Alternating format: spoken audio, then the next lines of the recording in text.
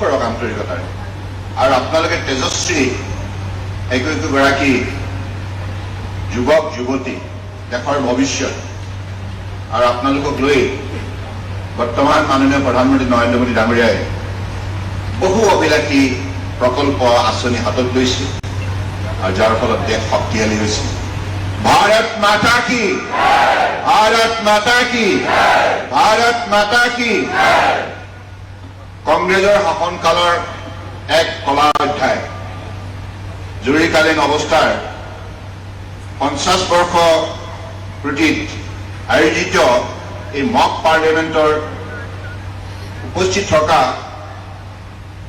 ভাৰতীয় জনতা পাৰ্টীৰ অসম প্ৰদেশৰ মাননীয় সভাপতি, মংগলদৈ সমষ্টিৰ মাননীয় সাংসদ, আমাৰ সকলোৱে অতি মৰমৰ আৰু শ্ৰদ্ধাৰ দিলীপ শইকীয়া ডাঙৰীয়া, আজি এই অনুষ্ঠানত উপস্থিত থকা ভাৰত চৰকাৰৰ প্ৰাক্তন মন্ত্ৰী, বৰ্তমান ৰাজ্যসভাৰ সাংসদ ৰামেশ্বৰ তেলী ডাঙৰীয়া, এই অনুষ্ঠানৰ প্ৰধান উদ্যোক্তা ৰাজ্যিক মহিলা মৰ্চাৰ সভানেত্ৰী স্বপ্না বনিয়া ডাঙৰীয়ানী, যুৱ মৰ্চাৰ ৰাজ্যিক সভাপতি ৰাকেশ দাস ডাঙৰীয়া, মঞ্চত উপস্থিত অসম চৰকাৰৰ মাননীয় 3গৰাকী মন্ত্ৰী প্ৰশান্ত ফুকন ডাঙৰীয়া, বিমল বৰা ডাঙৰীয়া, ৰূপেশ বৰা ডাঙৰীয়া, আৰু এই সভাত উপস্থিত থকা কাজিৰঙা লোকসভা সমষ্টিৰ সাংসদ তথা ভাৰতীয় জনতা পাৰ্টীৰ ৰাষ্ট্ৰীয় সমিতিৰ অন্যতম সম্পাদক কামাখ্যা প্ৰসাদ তাছা ডাঙৰীয়া, ভাৰতীয় জনতা পাৰ্টীৰ ৰাজ্যিক সমিতিৰ মাননীয় উপসভাপতি পুলক গোহাঁই ডাঙৰীয়া, সাধাৰণ সম্পাদক ঋতুপৰ্ণ বৰুৱা ডাঙৰীয়া, কানৈ মহাবিদ্যালয়ৰ অধ্যক্ষ মাননীয় শশীকান্ত শইকীয়া ডাঙৰীয়া, লগতে আজি সভাত উপস্থিত থকা মাননীয় বিধায়কসকল, ডিব্ৰুগড় জিলা বিজেপিৰ বিষয়ববীয়াসকল, ডিব্ৰুগড় জিলা মহিলা মৰ্চা, যুৱ মৰ্চাৰ বিষয়ববীয়াসকল, আৰু এই মক পাৰ্লিয়ামেণ্টত অংশগ্ৰহণ কৰা ছাত্ৰ ছাত্ৰী বন্ধু বান্ধৱীসকল, মই বক্তব্যৰ পাতনি মেলাৰ প্ৰাক মুহূৰ্তত আজি যিসকলে কেইবাটাও সেশন, কেইটা সেশন দিছে, দুটা সেশনত যিসকলে অংশগ্ৰহণ কৰিব মক পাৰ্লিয়ামেণ্টত, মই তেখেতসকলক যদি আপোনালোকে বেয়া নাপায় নিজ স্থানতে অলপ থিয় হৈ দিব নেকি? সকলোৱে চাব বিচাৰে, সকলোৱে হাত তালি মাৰি তেখেতসকলক স্বাগতম জনায়।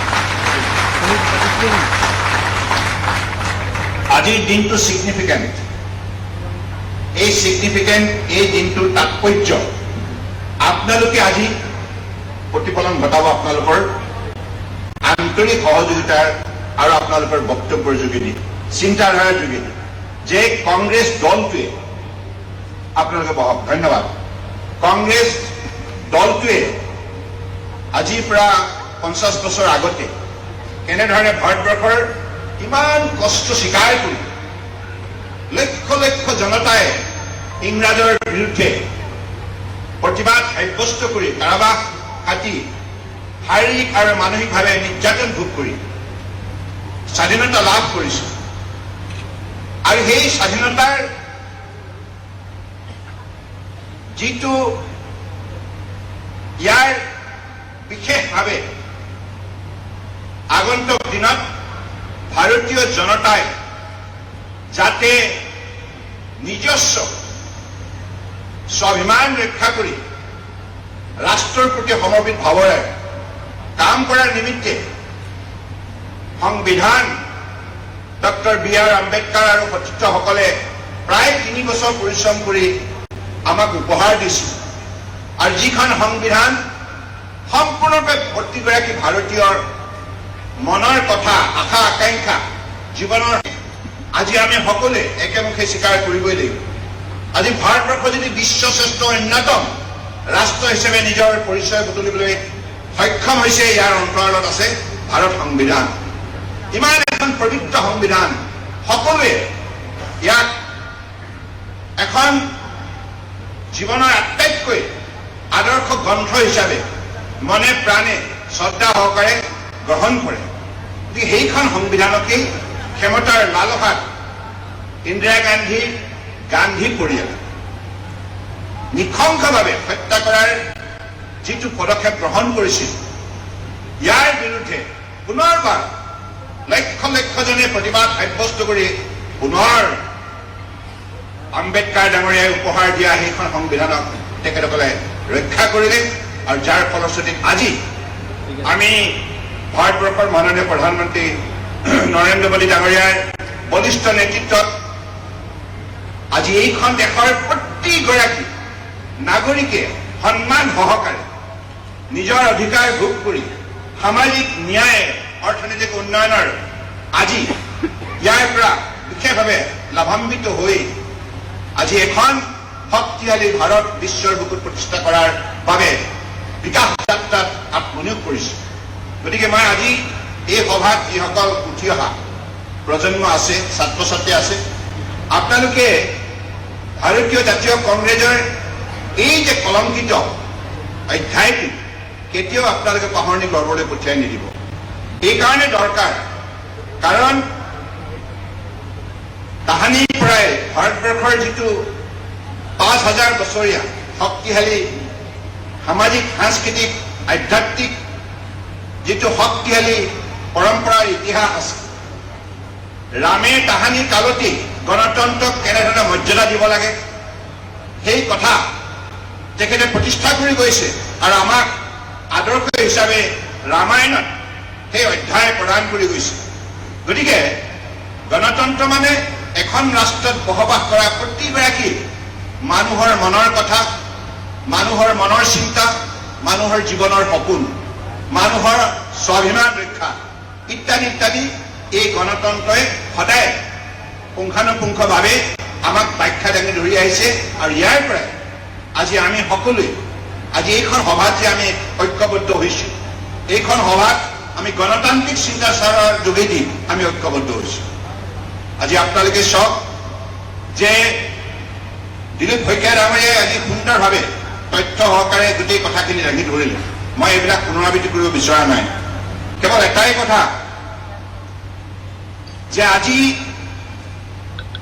এখন ৰাষ্ট্ৰত যেতিয়া জনসাধাৰণক সুযোগ দিয়া যায়, জনসাধাৰণক সেই ৰাষ্ট্ৰীয় চেতনাৰে কাম কৰাৰ পৰিৱেশ দিয়া যায়, প্ৰতিটো জাতি জনগোষ্ঠীক নিজৰ স্বাভিমান লৈ এই ৰাষ্ট্ৰ নিৰ্মাণ কামত আপনি কৰাৰ সুযোগ দিয়া যায়, তেতিয়া ৰাষ্ট্ৰ স্বাভাৱিকতে শক্তিশালী হয়। আজি মাননীয় প্ৰধানমন্ত্ৰী ডাঙৰীয়াই যিবিলাক নীতি হাতত ল'লে, প্ৰতিটো নীতি যদি আপোনালোকে গভীৰভাৱে অধ্যয়ন কৰে, গৱেষণা কৰে, তেতিয়া দেখিব প্ৰতিটো নীতিত গণতান্ত্ৰিক চেতনা শক্তি বিৰাজমান, গণতান্ত্ৰিক আদৰ্শ বিৰাজমান, গণতান্ত্ৰিক অনুভূতি বিৰাজমান। অৰ্থাৎ মানৱীয় দৃষ্টিভংগীৰে যি ব্যৱস্থা প্ৰস্তুত হয় সেয়ে হৈছে গণতন্ত্ৰ, য'ত মানৱতা থাকে, য'ত শিষ্টাচাৰ থাকে, য'ত আন্তৰিকতা থাকে, য'ত ভাতৃত্ববোধ থাকে, য'ত একতাৰ চিন্তাধাৰা বিৰাজমান হয়, সেয়ে হৈছে গণতন্ত্ৰ।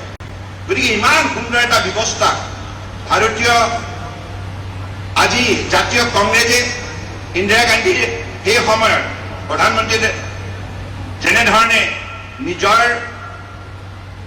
মানে লজ্জা ঢাকিবৰ কাৰণে, অৰ্থাৎ এলাহাবাদ হাইকোৰ্টে যিটো ৰায় দিলে, সেই ৰায় দিয়াৰ পাছত বিশ্বৰ বুকুত এই কথাটো বিতংভাৱে আলোচনা হ'ল যে ৭১ চনৰ গোটেই নিৰ্বাচনটোত ইন্দিৰা গান্ধী যদি জয়যুক্ত হৈছিল, অবৈধভাৱে হৈছিল, ৰেগিং কৰিছিল, ৰেগিং শব্দটো তাত লিপিবদ্ধ আছে। অৰ্থাৎ সেই সময়তে দেশবাসীৰ ওচৰত মুখ উলিয়াব নোৱাৰা হ'ল আৰু নিজৰ সেই অৱস্থাটো ঢাকিবৰ বাবে দেশবাসীৰ ওপৰত এটা অনাহকত অভিযোগ তেখেতে দাঙি ধৰিলে বা অভিযোগ দাখিল কৰিলে। সেই অভিযোগটোৱে ইণ্টাৰনেল ডিষ্টাৰ্বেঞ্চ। কোনে ইণ্টাৰনেল ডিষ্টাৰ্বেঞ্চ কৰিছিল? কোনো কৰা নাছিল। সেইটো ইণ্টাৰনেল ডিষ্টাৰ্বেঞ্চ হ'ব নোৱাৰে। যেতিয়া কোৰ্টে আদালতে যেতিয়া ৰায় দিলে যে অবৈধভাৱে ইন্দিৰা গান্ধীয়ে ক্ষমতা দখল কৰিছিল আৰু তেতিয়া দেশবাসীয়ে গণতন্ত্ৰক যিসকলে ভাল পায় গণতান্ত্ৰিক চিন্তা চৰ্চা কৰা ব্যক্তিসকলে সকলোৱে একেমুখে ক'লে তেতিয়াহ'লে আপুনি পদত্যাগ কৰিব লাগিব। You must resign, you have no' right to continue in power. সেই সময়ত কোনো ধৰণৰ তেখেতসকলৰ হাতত যুক্তি নাছিল আৰু সেই সময়তে এককভাৱে দিলীপ শইকীয়া ডাঙৰীয়াই কোৱাৰ দৰে এমাৰ্জেঞ্চি ঘোষণা কৰিলে আৰু বিভিন্ন গৰাকীৰ প্ৰতিবাদী কণ্ঠ ৰোধ কৰাৰ বাবে সেইসকলক বলপূৰ্বকভাৱে জেললৈ প্ৰেৰণ কৰিলে আৰু এনেধৰণে সমগ্ৰ ভাৰতবৰ্ষতে এটা অৰাজকতা সৃষ্টি কংগ্ৰেছে কৌশলগতভাৱে গঢ় দিলে। কিন্তু ভাৰতবৰ্ষৰ জনতা সদায় গণতান্ত্ৰিক ব্যৱস্থাৰ প্ৰতি আগ্ৰহী হোৱাৰ বাবে তেখেতসকলে ঐক্যবদ্ধ হ'ল। যিমানেই চেষ্টা নকৰক কিয় তেখেতসকলে সংবিধানত বহুতখিনি সংশোধন কৰাৰ পাছতো আনকি এই পৰ্যায়লৈকে গৈছিল যে কাৰ্যকাল লোকসভাৰ 5 বছৰ পৰিৱৰ্তে 6 বছৰলৈকে বৃদ্ধি কৰাৰ তেখেতসকলে তেনে সংবিধান আনিছিল। কিন্তু ভাৰতবৰ্ষৰ জনতাই কংগ্ৰেছৰ এই একনায়কতাবাদৰ বিৰুদ্ধে ঐক্যবদ্ধ হৈ যি প্ৰতিবাদ সাব্যস্ত কৰিলে তাৰ ফলশ্ৰুতিত আজি আমি যিখন ভাৰতবৰ্ষ পাইছোঁ এইখন ভাৰতবৰ্ষ নিশ্চিতভাৱে সেইখন ভাৰতবৰ্ষ যিসকলৰ মহান ত্যাগ কষ্টৰ ফলশ্ৰুতিত আজি কংগ্ৰেছৰ পৰা এইখন ভাৰতবৰ্ষ ৰক্ষা কৰিম আৰু সেইবাবে আজি তাৰিখত কংগ্ৰেছে নিজৰ সেই লাজ থাকিবৰ বাবে পুনৰ নতুন এটা শ্লোগান আৰম্ভ কৰিছে যে সংবিধান বচাও। কিন্তু যিসকলে সংবিধান হত্যা কৰিলে সেইসকলে সংবিধান বচাও বুলি ক'লে কোনো যুক্তিতেই গ্ৰহণযোগ্য হ'ব নোৱাৰে। গতিকে এই কথাষাৰ এতিয়া যদি ইয়াং জেনেৰেশ্যনৰ মাজত আলোচনা নহয় আমি কেৱল কৈ থাকিলে নহ'ব। গতিকে ইয়াৰ বাবে এটা চেতনা শক্তিশালী ৰাষ্ট্ৰীয় চেতনা গঢ় দিব লাগিব আৰু এই চেতনা গঢ় দিয়াৰ বাবে মাননীয় প্ৰধানমন্ত্ৰী ডাঙৰীয়াই আজি সমগ্ৰ ভাৰতবৰ্ষতে এই দিৱস পালন কৰিবৰ বাবে তেখেতে আহ্বান জনাইছে আৰু তেখেতৰ আহ্বানৰ প্ৰতি সঁহাৰি জনাই আজি অসমতো মক পাৰ্লিয়ামেণ্ট অনুষ্ঠিত হৈছে। এতিয়া প্ৰশ্ন হৈছে যুৱ বন্ধুসকলে এই বিষয়টোক সমগ্ৰ অসমতে উঠি অহা প্ৰজন্মৰ মাজত আৰু যিসকলে ঐক্য হৈ আছে তেখেতসকলক এই সন্দৰ্ভত সম্যক জ্ঞান দিয়াৰ উদ্দেশ্যে আপোনালোকে আগন্তুক দিনত কি দায়িত্ব পালন কৰিব। কাৰণ কংগ্ৰেছক প্ৰতিটো সময়তে এই কথাষাৰ মনত পেলাই দিবলৈ আজি কংগ্ৰেছৰ নেতাবিলাকে সমগ্ৰ ভাৰতবৰ্ষতে পদযাত্ৰা ইত্যাদি ইত্যাদি কৰি পেলাই মানুহক আভুৱা ভৰাবৰ বাবে যিবিলাক হাতত তেখেতসকলে কাৰ্যসূচী লৈছে এই কাৰ্যসূচীৰ বলিষ্ঠ প্ৰত্যুত্তৰ এইটোৱেই যে তোমালোকে প্ৰথমতে কোৱা কিয় তোমালোকে ভাৰতবৰ্ষৰ জনতাই ইমান কষ্ট কৰি যি স্বাধীনতা বুটলিছিল যি স্বাধীনতা লাভ কৰিছিল সেই স্বাধীনতাক হত্যা কৰিবৰ কাৰণে তোমালোকে কিয়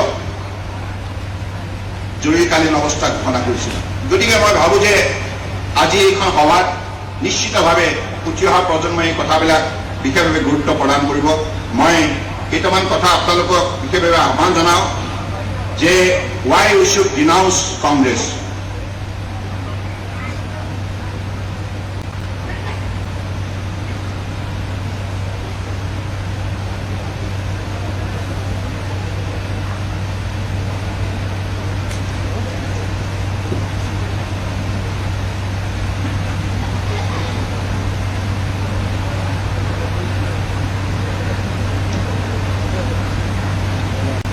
Emergency was declared to save one individual, not the nation. I repeat, emergency was declared to save one individual, not the nation. The real reason for the emergency was not national security. তেখেতসকলে যিটো internal disturbance বুলি কৈছে ইয়াৰ প্ৰত্যুত্তৰ the real reason for the emergency was not national security.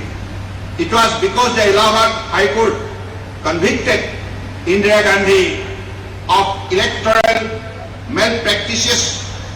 Instead of resigning, she retained took power by suspending democracy. The country was punished for her crime. তাই এই অপৰাধটোৰ কাৰণে গোটেই ৰাষ্ট্ৰখনে ভুগিব লগা হ'ল, ৰাষ্ট্ৰৰ জনতাই ভুক্তভোগী হ'ল। গতিকে এইটো এটা প্ৰথম কাৰণ। দ্বিতীয়টো কাৰণ, constitution was twisted overnight through Article 352. Emergency was declared. Eugene had claim of internal disturbance. No war, no riot, just a political crisis.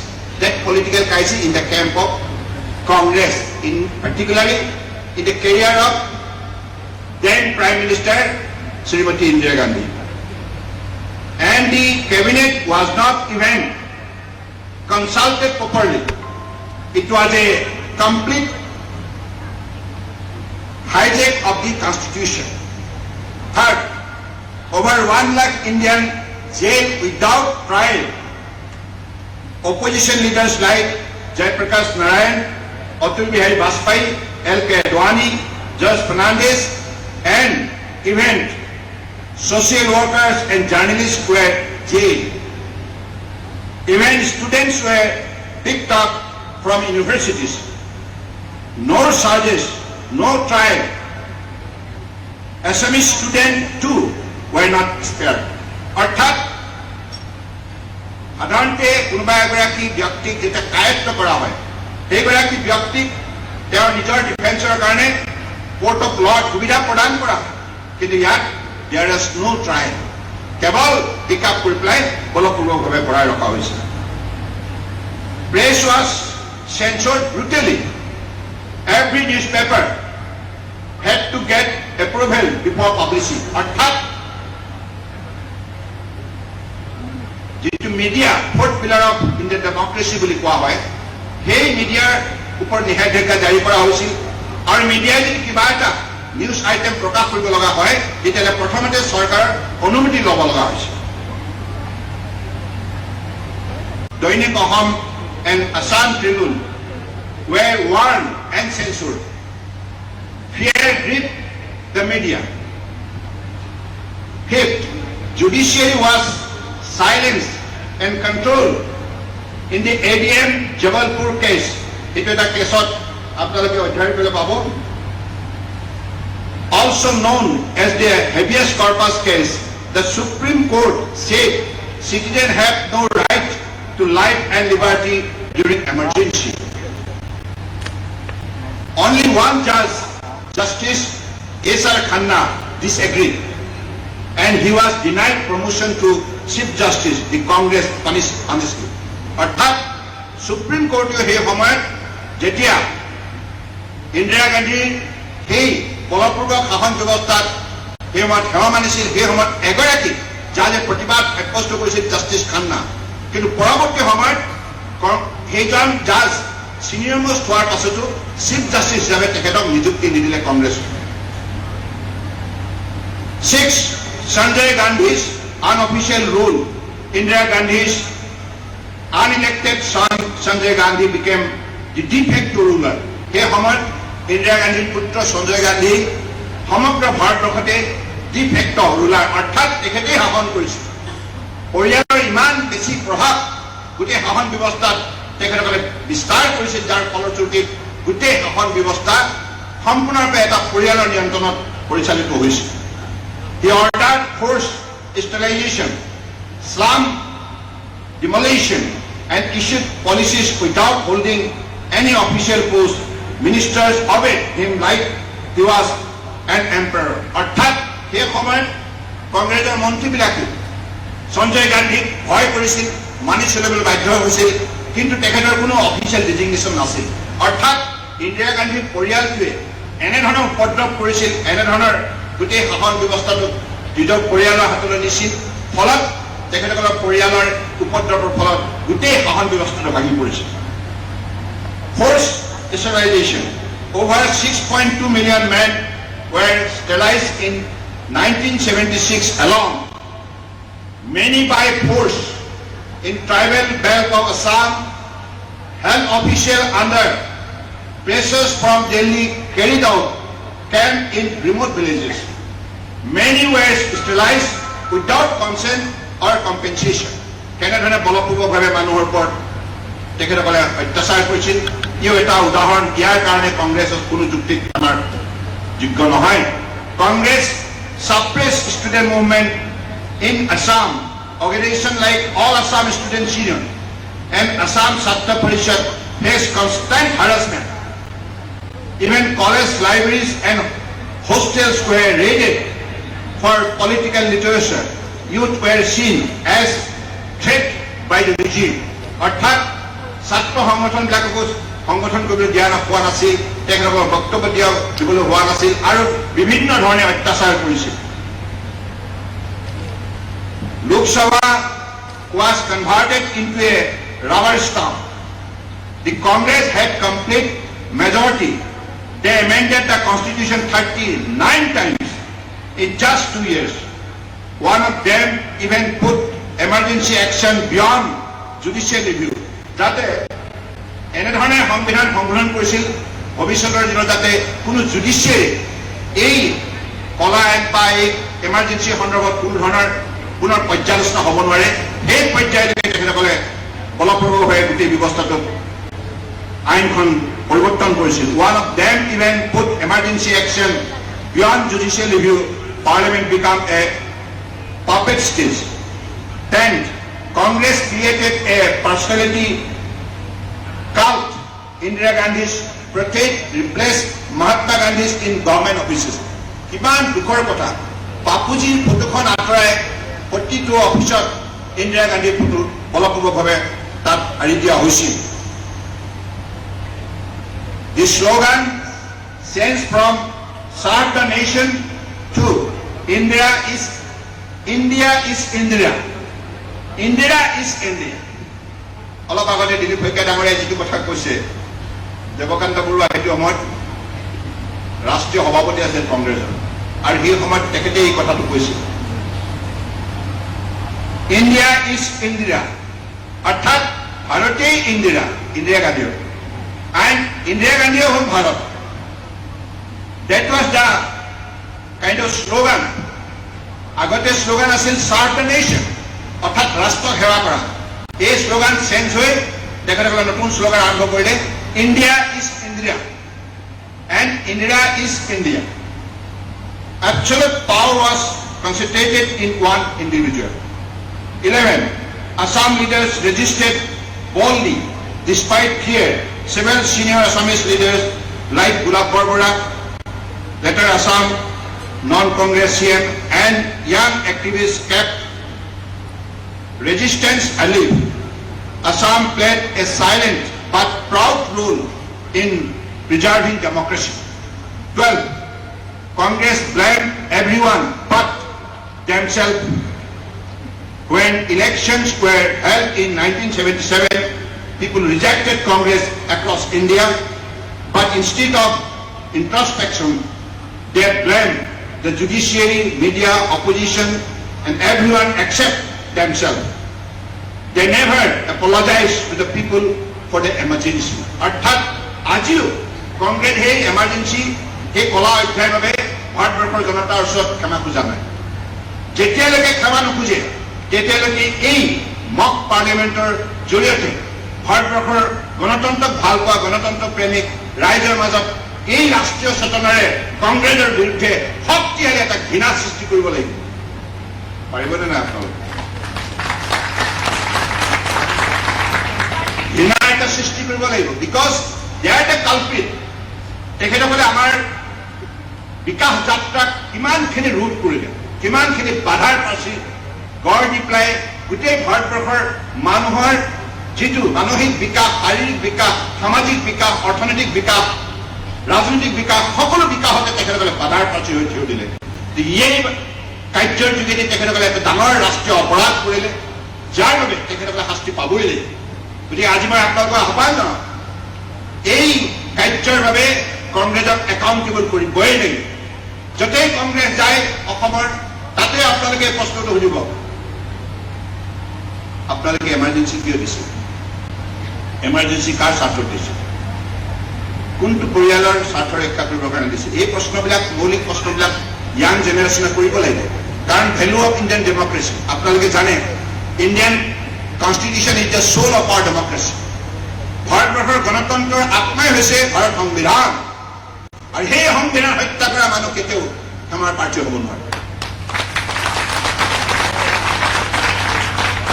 I especially request the young generation to surge up with this temperament for the cause of the nation, for the cause of our value-based democracy. And we are the largest democracy. And we are the mother of democracy. গণতন্ত্ৰ জন্মদাতা ভাৰতবৰ্ষ আৰু সেই গণতন্ত্ৰৰ আত্মাই হৈছে সংবিধান। গতিকে সেই আত্মা এই গণতন্ত্ৰ সদায় চিৰসেউজ হৈ থাকিব লাগিব। ভাৰতবৰ্ষই আজি মাননীয় প্ৰধানমন্ত্ৰী ডাঙৰীয়াই গণতান্ত্ৰিক চিন্তাধাৰাৰ যোগেদি সবকা সাথ সবকা বিকাশ, what is this? Cooperative federalism, what is this? Taking everybody along, প্ৰতিগৰাকী নাগৰিকক লগত লৈ ভাৰতবৰ্ষ শক্তিৰে কৰা যাত্ৰাত তেখেতে যোৱা 11 বছৰে যি কঠোৰ পৰিশ্ৰম কৰিলে, সঠিক নীতি, সঠিক পৰিকল্পনা, সঠিক কাৰ্যসূচী আৰু সুশাসন ব্যৱস্থাৰ যোগেদি এই হৈছে গণতন্ত্ৰৰ প্ৰকৃত ৰূপ। দিছ is the result of value-based democracy and democratic approach, democratic ruling. So this is the power of democracy. How democracy can be the soul of our entire approach of life, and particularly it can integrate people's thought, people's thinking, people's approach. So I believe this is the principle. Whatever has been adopted so far by Honorable Prime Minister Narendra Modi ji, আৰু তেখেতো emergency সময়ত মোদী ডাঙৰীয়াৰ যিটো ভূমিকা, অত্যন্ত উল্লেখযোগ্য ভূমিকা, সেই সময়ত তেখেতে বিভিন্ন ধৰণৰ একশ্যন কৰিব লগা হৈছিল আৰু জেলত থকা মাননীয় RSSৰ নেতাসকল আৰু তেখেতে বাহিৰত ৰাষ্ট্ৰৰ জনতাক এমাৰ্জেঞ্চিৰ বিৰুদ্ধে যিবিলাক প্ৰচাৰ পত্ৰ প্ৰকাশ পাইছিল সেইবিলাক বিতৰণ আৰু বিভিন্ন ধৰণৰ কাৰ্যসূচী লৈছিল। কেতিয়াবা তেখেতে সেই সময়ত কংগ্ৰেছৰ একনায়কতাবাদৰ বিৰুদ্ধে চকুত ধুলি মাৰিবৰ কাৰণে ভেকশ্যন বদলাইছিল। কেতিয়াবা চৰ্দাৰজী হৈছিল, কেতিয়াবা ভেণ্ডৰ হৈছিল, কেতিয়াবা কাবুলী হৈছিল। বেলেগ বেলেগ ৰূপত তেখেতে নিজৰ ৰাষ্ট্ৰ দায়িত্ব পালন কৰিছিল। গতিকে মোদী ডাঙৰীয়াৰ উল্লেখযোগ্য অৱদান আছে। মোদী ডাঙৰীয়াই সেই সময়ত যিটো ছাৰ্ভিচ দিছে সংঘৰ এগৰাকী দায়িত্বশীল সেৱক হিচাপে, সেই কথা মানুহে কেতিয়াও পাহৰি যাব নোৱাৰে। India's greatest nation never take freedom for granted. Emergency reminds us that the democracy is not granted by default. It survives only when citizens are vigilant. We must be vigilant. Youth are informed. ডেকা শক্তি যেতিয়া খবৰ পাব, ডেকা শক্তিয়ে sentinel হিচাপে, জাগ্ৰত প্ৰহৰী হিচাপে গণতন্ত্ৰ ৰক্ষা কৰাৰ বাবে সংকল্পবদ্ধ হ'ব লাগিব। And leaders R held accountable. প্ৰতিজন নেতা, আমি যিমানবিলাকে নেতৃত্ব দিছোঁ, সকলোৱে আমি ইয়াৰ বাবে জবাবদিহি, একাউণ্টেবল। সেই পৰিৱেশ সৃষ্টি হৈ থাকিলে গণতন্ত্ৰ সদায় শক্তিশালী হৈ থাকিব। If we forget 1975, we risk repeating it. সেইকাৰণে 1975 চনৰ এই কলা অধ্যায় কেতিয়াও আমাৰ জীৱনকালত পাহৰি যোৱা উচিত নহয়। Friends, the youth of India and Assam must become guardians of democracy. Never allow one leader, one family, and one party to become bigger than the country. কি কৰো মই? কংগ্ৰেছে যিটো ভুল কৰিলে, যিটো কলংকিত অধ্যায় ঘোষণা কৰিলে, তেওঁলোকে গোটেই ৰাষ্ট্ৰৰ যিটো মূল লক্ষ্য, সেই লক্ষ্যটো পাহৰি তেখেতলোকে এটা পৰিয়ালক সেৱা কৰাৰ বাবে আৰু এই পৰিয়ালটোৱে ক্ষমতাৰ বাকজুৰি হাতত লৈ গোটেই ক্ষমতাক নিজৰ পৰিয়ালৰ হিতৰ বাবে যেতিয়া প্ৰয়োগ কৰিলে, তেতিয়াই গণতন্ত্ৰ হত্যা হ'ল। গতিকে এই যিটো যাতে ৰিপিট নহয়, তাৰ কাৰণে আমি সদায় জাগ্ৰত প্ৰহৰী হিচাপে আমি থিয় হৈ থাকিব লাগিব। Let us take a solemn pledge today. Never again, never again, never again. কেতিয়াও যাতে ভৱিষ্যতে এনেকুৱা নহয়, কেতিয়াও নহয়, কেতিয়াও নহয়, তাকো কৰিব লাগিব। গতিকে আজি এইখিনি কথাকে কৈ মই দিলীপ শইকীয়া ডাঙৰীয়াক ধন্যবাদ জনাইছোঁ। আপুনি যুৱ মৰ্চা আৰু মহিলা মৰ্চাক দায়িত্ব অৰ্পণ কৰিলে। আৰু দুইটা মৰ্চাই যোৱা এক মাহ ধৰি ইয়াতে যথেষ্ট কষ্ট স্বীকাৰ কৰি তেখেতসকলে উজনিৰ কেইবাখনো জিলা গোলাঘাট মোক ৰাকেশ দাসে কৈছে গোলাঘাট যোৰহাট চৰাইদেউ শিৱসাগৰ মাজুলী ধেমাজি ডিব্ৰুগড় তিনিচুকীয়া নহয় এই গোটেইকেইখন জিলাৰ আমাৰ ছাত্ৰ ছাত্ৰীসকল আহিছে আৰু আপোনালোকে আজি অত্যন্ত দক্ষতা সম্পন্ন আমাৰ ছাত্ৰ ছাত্ৰীসকল আহিছে আপোনালোকে অধ্যয়ন কৰি আহিছে অধ্যয়ন কৰি আপোনালোকে কথাবিলাক একচুৱেলি ক'ব কিন্তু লগতে সেই ৰাষ্ট্ৰীয় চেতনাটো কথা আপোনালোকে ক'ব লাগিব ৰাষ্ট্ৰীয় চেতনাটো আমি শক্তিশালী কৰাৰ বাবে আমাৰ দায়িত্ব কৰ্তব্য আছে কাৰণ আজি তাৰিখত ভাৰতবৰ্ষৰ জনতাই ৰাষ্ট্ৰৰ হকে কাম কৰাৰ বাবে ভাৰত আজি বিশ্বৰ চতুৰ্থ বৃহৎ অৰ্থনীতি হ'ল অহা 5 বছৰৰ ভিতৰত আমি তৃতীয় বৃহৎ অৰ্থনীতি হ'ম আমাৰ সন্মুখত দুখনেই ৰাষ্ট্ৰ থাকিব আমেৰিকা আৰু চাইনা আৰু সিহঁতকো আমি পৰাভূত কৰি পেলাই 2047 পৃথিৱীৰ আটাইতকৈ শক্তিশালী উন্নত ৰাষ্ট্ৰ হ'ম আত্মনিৰ্ভৰ ভাৰত এই যাত্ৰা আগুৱাই নিয়াৰ বাবেই গণতান্ত্ৰিক চিন্তাৰ একান্তই প্ৰয়োজন গণতান্ত্ৰিক চিন্তা গণতান্ত্ৰিক পদক্ষেপ গণতান্ত্ৰিক জীৱনধাৰা অত্যন্ত গুৰুত্বপূৰ্ণ কাৰণ মহাপুৰুষ শ্ৰীমন্ত শংকৰদেৱে আমাক নামঘৰৰ যোগেদি গণতান্ত্ৰিক চিন্তাধাৰা প্ৰৱৰ্তন কৰি গণতান্ত্ৰিক মানসিকতাৰে ঐক্যবদ্ধভাৱে জীৱন নিৰ্বাহ কৰাৰ যিটো মহৎ শিক্ষা প্ৰদান কৰিব তেখেতে গোটেই তেখেতৰ দৃষ্টিভংগীটো হৈছে গণতান্ত্ৰিক গতিকে এখন সমাজক আঁকোৱালি লোৱাৰ যিটো মানসিকতা যিটো মাননীয় প্ৰধানমন্ত্ৰী নৰেন্দ্ৰ মোদী ডাঙৰীয়াই কৈছে সবকা সাথ সবকা বিকাশ এনেধৰণৰ শ্লোগান পূৰ্বতে কোনোৱে দিয়া নাছিল কংগ্ৰেছে দিবই নোৱাৰে 55 বছৰ কাল ৰাজত্ব কৰাৰ পাছত তেখেতসকলে গৰীবী হাতাও কৈ হোৱা শ্লোগানেৰে গোটেই দৰিদ্ৰ জনগণক অপমান কৰিলে কিন্তু সেই শ্লোগান নিদিয়াক মাননীয় প্ৰধানমন্ত্ৰীয়ে সংকল্প ল'লে প্ৰতিটো দৰিদ্ৰ পৰিয়ালক সামাজিক ন্যায় লাভ কৰিব লাগিব অৰ্থনৈতিক উন্নয়নৰ বাবে সুযোগ পাব লাগিব আৰু সন্মান সহকাৰে ভাৰতবৰ্ষৰ গণতন্ত্ৰ সৎপ্ৰচাৰে জীৱন নিৰ্বাহ কৰিব গতিকে সেইবাবে আজি এডুকেশ্যন পলিচি 2020 সকলো গণতান্ত্ৰিক চিন্তা চৰ্চাৰ সংযোজন this is the power of Bharatiya Janata party's universal thought process that is the power of the leadership of Honorable Prime Minister Narendra Modi. That is a vision and that vision has ultimately not only integrated us but also make us powerful and proud for the nation. Bharat Mata ki jai! Bharat Mata ki jai! Dhanyawad. ধন্যবাদ ভাৰত চৰকাৰৰ সন্মানীয় কেন্দ্ৰীয় মন্ত্ৰী সৰ্বানন্দ সোণোৱাল ডাঙৰীয়া এইখিনিতে আমাৰ এই সত্ৰটোৰ সমাপন ঘটিছে